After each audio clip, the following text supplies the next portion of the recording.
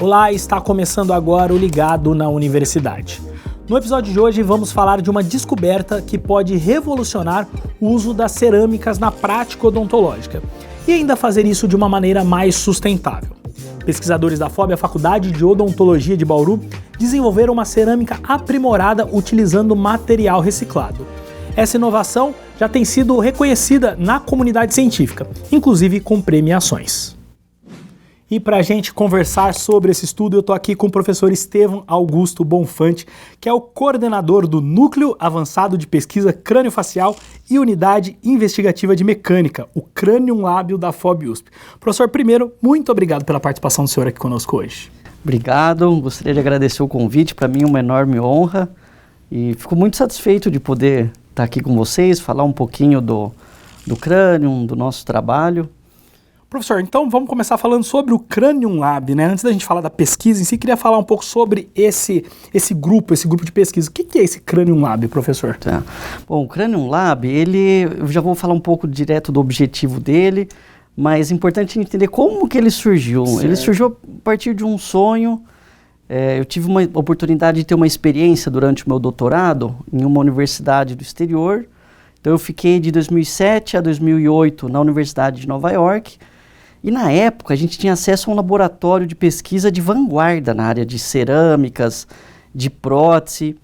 E quando a gente voltava para o Brasil, a gente sonhava com aquela estrutura, sonhava com novos projetos, com novas questões de pesquisa, mas a gente não tinha como executá-las no Brasil, muito por falta de equipamentos, né?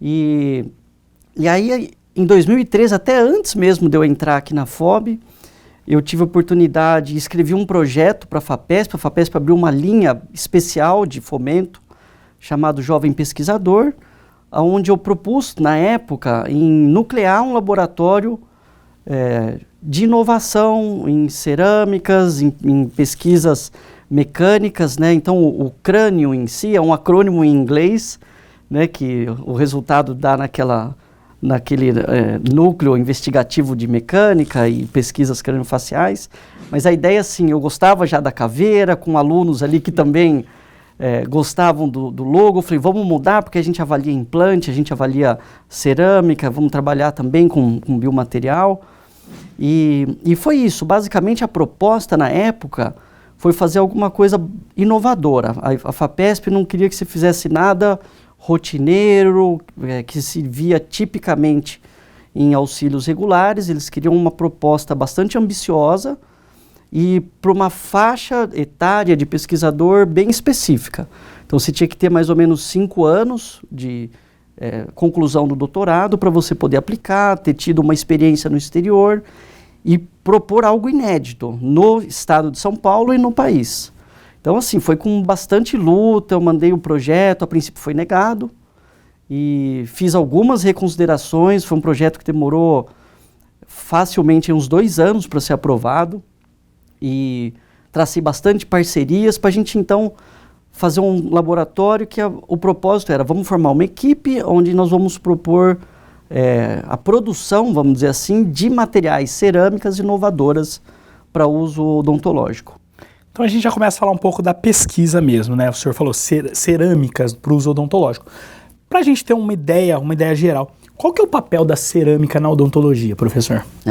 Então as cerâmicas odontológicas, elas têm diferentes tipos, mas o que a gente trabalha mais são as restauradoras. Então, por exemplo, se a pessoa quebra um dente, ou se ela tem uma cárie, se ela perdeu um dente, precisa de uma prótese, normalmente, para você colocar um substituto ali que tem uma característica estética bonita, ela vai ter uma cerâmica, né? Então a cerâmica é um material que ela procura imitar, pelo menos esteticamente, a cor do dente e depois dar uma forma tal que vá substituir as funções do dente. Então é muito usada na odontologia. Muito, muito, muito. E assim, o uso dela, a gente pode dizer assim, de uma forma geral, desde a década de 60. Né? Ela só foi reformulada e desenvolvida muito nas últimas décadas. Né? Que no passado ela tinha alguns usos um pouco mais limitados, Então, por exemplo, antes, para a cerâmica ter resistência, porque a cerâmica, para ficar da cor do dente, ela precisa de ter vidro ali. Então, o vidro a gente sabe que é frágil, né? Então, teve muita inovação ao longo dos últimos anos para deixar ela mais resistente.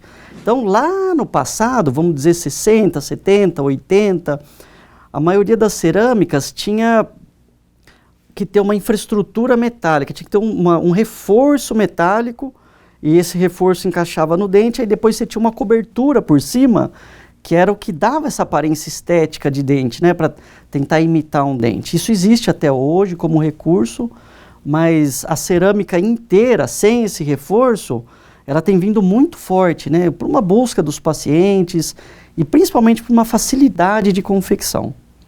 Então, vocês estão nesse trabalho também, né, de inovar, aprimorar essa cerâmica, né? E agora vocês desenvolveram essa cerâmica aprimorada que tem algumas vantagens, algumas qualidades. Uma delas é a parte ambiental de sustentabilidade. Queria que o senhor falasse um pouco dessa cerâmica aprimorada, começando por essa questão mesmo ambiental sustentável. Legal. Então, assim, vale a gente ressaltar que hoje, por exemplo, para você produzir uma cerâmica para pôr na boca, vamos supor, por exemplo, uma pessoa perdeu que seja um dente, 2 dentes, então ela vai colocar uma prótese. Via de regra, hoje, você tem como fazer essa prótese de uma forma muito digital. Então, por exemplo, ou você molda a boca, o dentista molda, ou escaneia normalmente. Aí, quando isso vai para o laboratório, o técnico faz um desenho em computador, e depois isso vai para uma máquina que usina aquilo. Então imagina assim, ó, a indústria ela vende um bloco, por exemplo, de cerâmica. Tá. Um blocão, um quadrado assim. E esse quadrado vai na máquina. E lá o protético desenhou, do técnico de laboratório, ele desenhou um dente que vai ser produzido a partir desse blocão bloco aqui. De cerâmica. Então o que acontece? Para a gente produzir esse bloco, vem broca, desgasta aqui por dentro, desgasta por fora. Então, desse total, dessa massa, perde-se de 50% a 80%, que vira pó e que vira resto que não usinou e que vai para o lixo.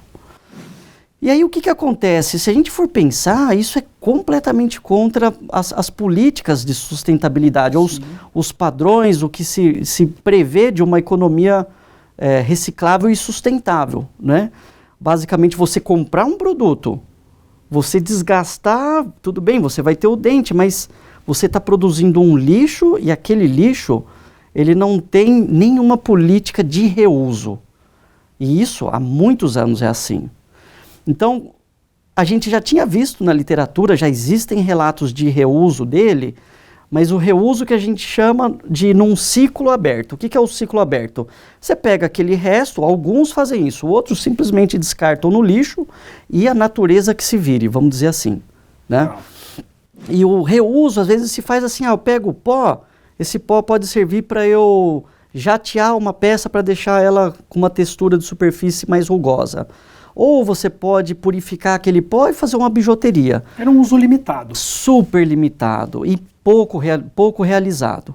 Então, quando nós chegamos na parte 2 do auxílio FAPESP, o que aconteceu? Nós ficamos 5 anos na fase 1, onde nós desenvolvemos algumas cerâmicas, mas a partir de pós que existiam já no comércio. Tá. Nessa parte 2, nós propusemos a reutilização, ou seja, usar esses restos que estavam indo para o lixo, tentar purificar isso para poder fazer o reuso, vamos dizer assim propriamente dito, num ciclo fechado. Ou seja, tiraram da natureza, a indústria fez um bloco para ser usado na odontologia, foi jogado no lixo.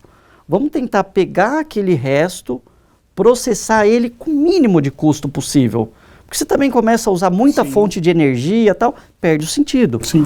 Então vamos tentar reprocessar aquilo e produzir um novo bloco, né, que seja o mais próximo possível da qualidade do comercial. Né, e nós conseguimos, né, nós atingimos esse objetivo, que assim, não foi fácil, isso foi uma parte muito importante de um pós-doutorado sob minha supervisão, de um engenheiro químico, na verdade, que integra a nossa equipe. Ele fez mestrado e doutorado lá no ITA, hoje ele é professor da Universidade de Pelotas, chama Dr. Tiago Campos, Então, uma parte do pós-doc dele foi desenvolver uma rota bem fechada para a gente poder devolver esse material para a natureza. Porque é muito ruim a gente pensar, né, assim, como responsabilidade ambiental, você pensar que você tem um material que é extraído da natureza, processado, uso único, desperdiça muito e ninguém estava fazendo nada a respeito disso.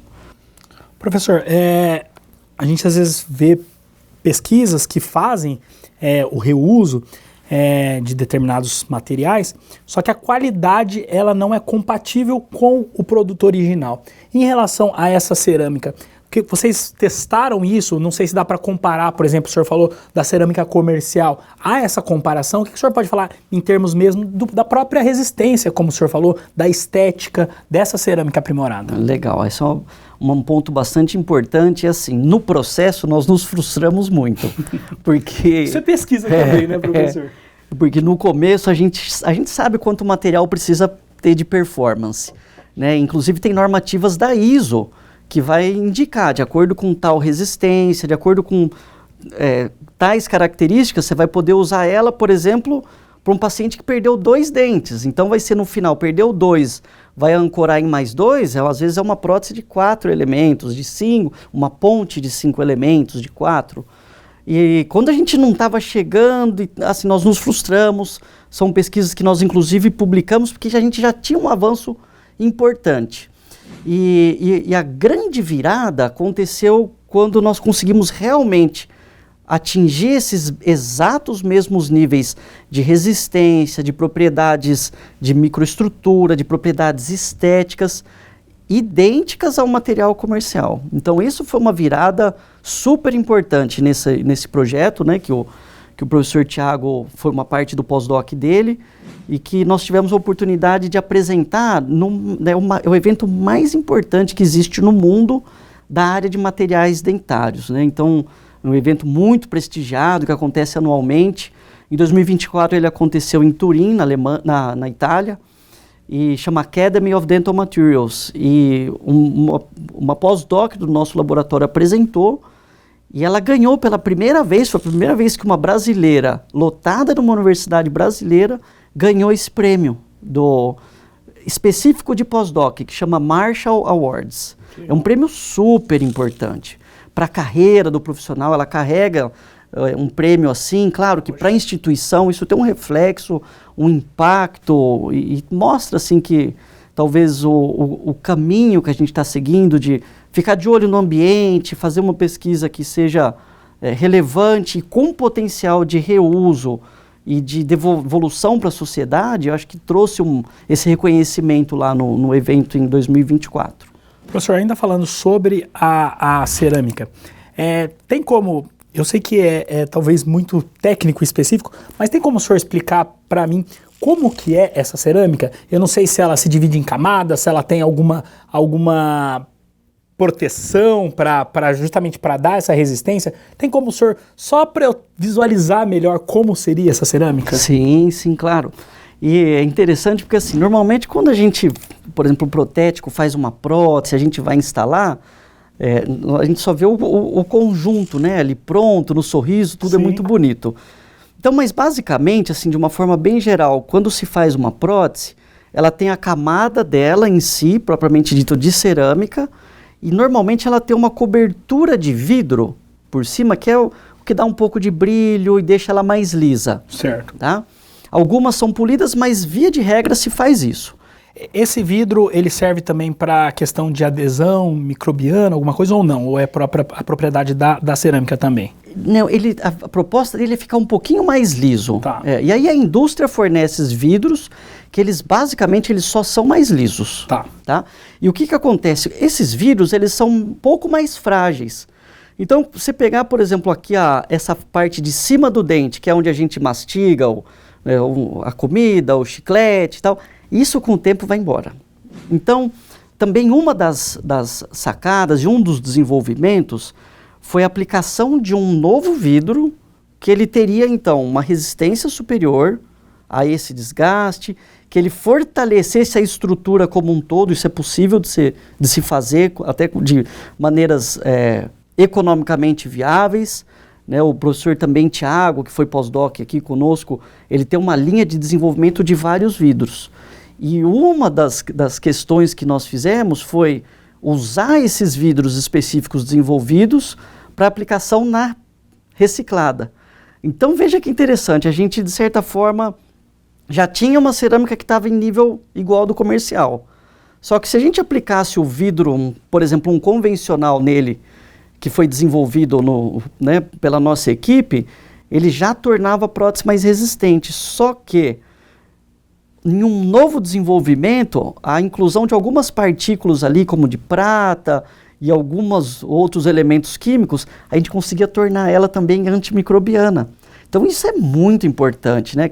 Pensando que o ambiente bucal é um ambiente, né, naturalmente contaminado e sujeito a infecções, a doenças, como a cárie, né, a doença periodontal. E o que é muito comum hoje, né, que é uma grande preocupação, é a doença que dá ao redor de implante. Então, às vezes, você tem um implante bem integrado lá no osso, mas a prótese que vai por cima, que ela é de cerâmica, ela está sujeita, nunca vai ter cárie, mas ela pode ter a doença periimplantar que leva o osso embora e até hoje não tem um tratamento eficaz. Então você ter uma cerâmica que tem uma cobertura assim, ela pode ser muito interessante nesse contexto.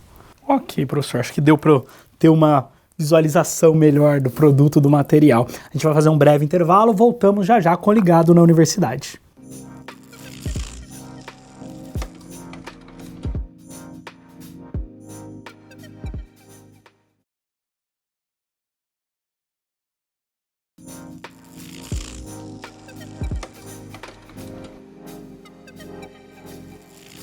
Estamos de volta com o Ligado na Universidade, recebendo hoje aqui o professor Estevão Bonfante para falar sobre uma pesquisa aqui da FOB-USP que desenvolveu uma cerâmica odontológica aprimorada. Bom, professor, no bloco anterior acho que deu para a gente ter uma noção da inovação mesmo que é esse material. E eu queria saber agora em que estágio estão esses testes, como que está sendo testado esse material mesmo. Tá. Então, assim, quando a gente começa a trabalhar em desenvolvimento, principalmente fomentado pelo governo, a gente tem, de certa forma, que dar relatórios e muitas dessas informações passam a ser públicas, né? Algumas a gente realmente quer e pretende publicar, como a gente já tem feito ao longo desses últimos anos. A parte, por exemplo, de reciclagem, nós temos alguns trabalhos bem marcantes que já foram para revistas internacionais de impacto. E agora nós temos algumas informações que são importantes, que elas sejam, na verdade, divulgadas só em nível de órgãos de patente. Legal. Então, tem informações que, por exemplo, nós estamos desenvolvendo, coletando, exclusivamente pensando em patente. Mas em relação ao estágio da pesquisa, os testes são in vitro ainda? Eles são in vitro. Certo. Eles são in vitro e o que é legal dessa área é que a gente tem um amparo de normativas, por exemplo, da ISO. Então, existe uma ISO específica, a 6872, e que ela dá todo o amparo de testes, e que hoje, por exemplo, na FOB, o Cranium Lab tem toda a estrutura, por exemplo, para atender a normativa da ISO, e a gente entender, né, a partir dos testes que a gente faz ali, quais são as características, para que vai servir ela, em que casos ela vai atender a comunidade de pacientes. Por exemplo, vai ser para um dentinho só? Vai ser para uma prótese grande? Então, apesar de ser in vitro, a gente já consegue prospectar, por exemplo, no futuro, com essa daqui eu consigo fazer um estudo clínico para esse tipo de paciente. Entendi. Professor, pelo que eu entendi, então, o Cranium Lab, ele é um laboratório que envolve vários profissionais, não só cirurgiões dentistas, né, como o senhor disse, tem até engenheiros envolvidos, e são várias pesquisas e várias linhas de pesquisa trabalhando para chegar nesses materiais, né? O senhor comentou de um prêmio em 2024, né? Sim. Eu acredito que vocês já têm outras publicações, outros reconhecimentos aí no meio científico, né? O senhor gostaria de citar mais alguma premiação, algum destaque que vocês já receberam justamente em relação a essa pesquisa ou outras do Cranium Lab? Então, em 2025, nós tivemos um reconhecimento muito importante, né? E foi algo bem marcante para nós, porque em 24 nós havíamos ganho um prêmio, né, do Marshall Awards, e foi a primeira vez, teve todo aquele ineditismo, e aí sempre surge na comunidade assim, nossa, quem vai ser o próximo? Fica a expectativa. Quem vai concorrer e tal, né? Não é sempre que um país aleatório assim ganha e tal, E nós enviamos trabalhos para lá. Inclusive, vale ressaltar que de 3 finalistas esse ano, 2 eram do Cranium Lab. Nossa, que bacana. Então, havia um finalista da China e 2 do nosso laboratório. E um dos trabalhos que nós desenvolvemos, na verdade, nós partimos para um desafio de reciclar uma outra zircônia, que hoje acaba que é uma zircônia que é a mais utilizada nos laboratórios. Por quê? Porque ela é um pouco mais translúcida e um pouco mais estética. Então tem tido um apelo muito grande. Só que assim, o nível de dificuldade de reciclá-la é maior. Então a gente tinha um pouco de experiência, né, com a anterior, que era uma mais clássica, mas essa realmente, na literatura, até onde eu sei, foi a primeira vez que se relatou a reciclagem dela. E nesse contexto foi feito assim, 2 ineditismos, né, no trabalho que se apresentou lá. Primeiro, a reciclagem dessa nova zircônia, né, que se usa muito, que se consegue essa matéria-prima, vamos dizer assim, esses lixos com uma maior facilidade.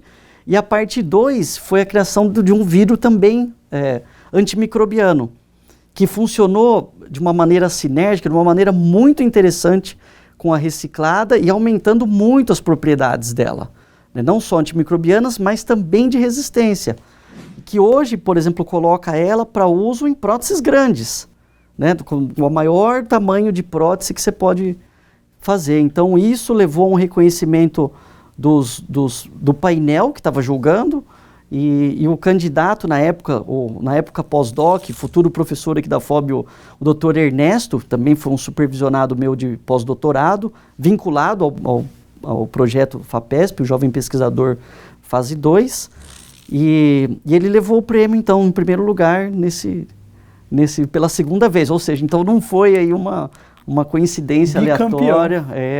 Ficamos muito felizes, muito felizes. Professor, como que o senhor acha que essa cerâmica... Porque pelo que eu estou entendendo, vocês já conseguiram uma cerâmica aprimorada, estão aprimorando a cerâmica aprimorada, né? Como que o senhor acha que essa cerâmica aprimorada ela pode revolucionar a odontologia?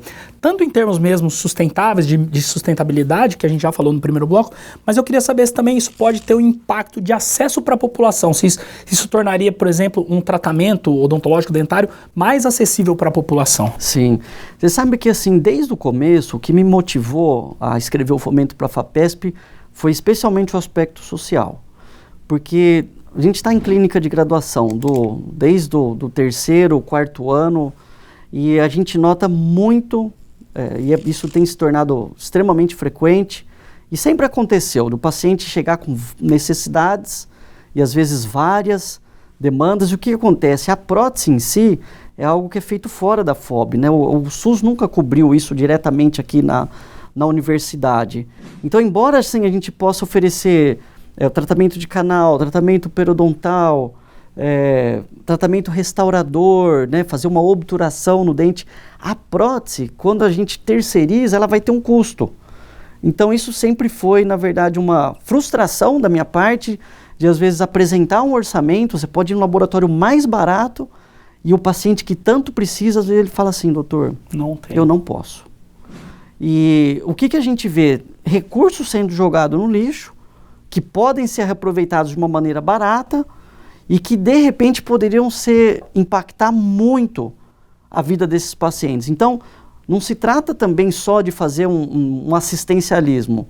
Seria, por exemplo, também de poder impactar, devolver função, devolver qualidade de vida e poder acompanhar esses pacientes para a gente ver o resultado delas em boca. Embora, por exemplo, pela normativa da ISO, a 6872, estejam aprovadas, funcionando muito bem, sempre as avaliações finais são feitas em boca. Assim acontece na indústria e assim é na pesquisa acadêmica. Então, a nossa proposta era essa, desde sempre, fazer pesquisa translacional. Então, vai ter um impacto ambiental, óbvio, porque o destino disso sempre foi lixo convencional, você coloca em qual? Reciclável? Mas ninguém está reciclando isso, né? E, então, vai ter, obviamente, naturalmente, um impacto ambiental, mas, principalmente, a proposta seria retornar isso àquele bloco, né, aquele quadrado, para ser usinado e isso retornar, então, para a boca de alguém que necessite. Essa é a proposta. Sendo muito otimista aqui, pensando no futuro, o senhor acredita que isso possa até ser incorporado aí, por exemplo, pelo SUS? Eu acredito que sim. O que eu vejo hoje que é um obstáculo e um desafio, ao mesmo tempo, um desafio legal da gente, vamos dizer assim, da gente lutar nos próximos anos, é o aspecto de conscientização. Porque, do ponto de vista assim, dos próprios laboratórios, muitos descartam sem entender o quanto que isso poderia ajudar, né? Então, se houvesse uma conscientização, isso seria importante. Do ponto de vista da indústria, né, surge aí uma questão meio ambígua, porque até que ponto eles vão querer ajudar em reciclar algo, porque se estiver reciclando, eles não estão vendendo novo. Mas o que eu percebi em contato com algumas indústrias é que elas se interessam sim, porque faz as parecer muito mal. Sim. Né? Não está cuidando do ambiente. Então eu entendi e reconheci que algumas, inclusive, têm alguns projetos bastante incipientes de reciclagem. Conheço algumas grandes empresas que tentaram e desistiram porque não tiveram êxito. E então acho que assim, partindo de uma educação maior, principalmente nos laboratórios de prótese, porque é ali que está a fonte da matéria-prima. Então eu recebo às vezes restos que me enviam, por exemplo, protéticos do Rio de Janeiro, de outros lugares do estado de São Paulo, mas a gente precisaria assim, de conscientização, de ambientes, né? Fazer toda uma infraestrutura para armazenar, diferencial dos diferentes tipos.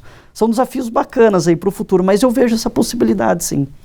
Professor, para a gente finalizar, o senhor falou um pouquinho no bloco anterior, queria que o senhor falasse o que uma pesquisa desse calibre, o próprio reconhecimento que vocês estão tendo, significa para a FOB, para a Faculdade de Odontologia de Bauru, e também para o senhor. O senhor falou, várias vezes a gente se frustrou nesses processos e tudo mais, porque eu acredito que isso é ciência também, né? Sim. Quando você não consegue chegar no resultado, mas é ciência também, né? Mas queria que o senhor falasse o que significa isso para o senhor hoje, estar colhendo esses frutos agora. Uhum.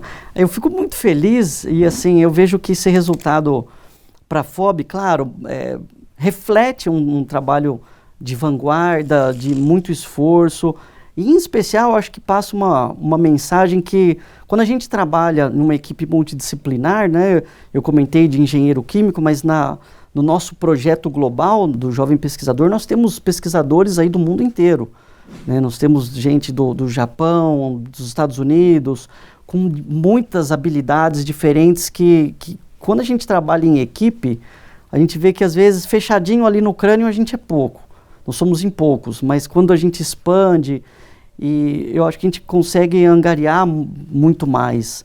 E eu acho que principalmente transformar a vida de quem passa ali, né? A gente acaba num laboratório pequeno, a gente trabalha muito, convive, aquilo ali vira uma família. Então, transformar a vida de quem passa ali, formando recursos humanos, pensando na sociedade, pensando no meio ambiente, no fim do dia vale mais do que o artigo publicado, a premiação.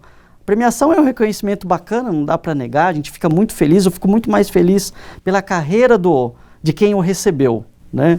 Mas premiação, números, de certa forma, eles refletem, né, o passado. Então eu fico pensando sempre ali na frente, né? O que nós vamos fazer, o que a gente pode estar pensando, né, para a instituição seguir ainda mais de vanguarda. É uma responsabilidade muito grande estar na FOB, né, onde o histórico de profissionais de excelência, pesquisa de excelência, sempre foi muito marcado, né, muito reconhecido em todo o país.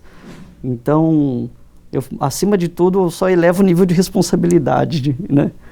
Professor, queria parabenizar o senhor, agradecer novamente pelo bate-papo, parabenizar pela pesquisa. E a gente, antes de começar a gravar, o senhor estava falando das pessoas que o motivaram a estar aqui hoje. E eu acredito, pelo que o senhor está falando, que o senhor hoje é uma dessas pessoas que estão motivando outros jovens aí, que em breve vão estar aqui dando entrevista para a gente. Muito obrigado, parabéns, professor. Obrigado, uma honra. O Ligado na Universidade de hoje fica por aqui, esperamos que tenham gostado e até a nossa próxima edição.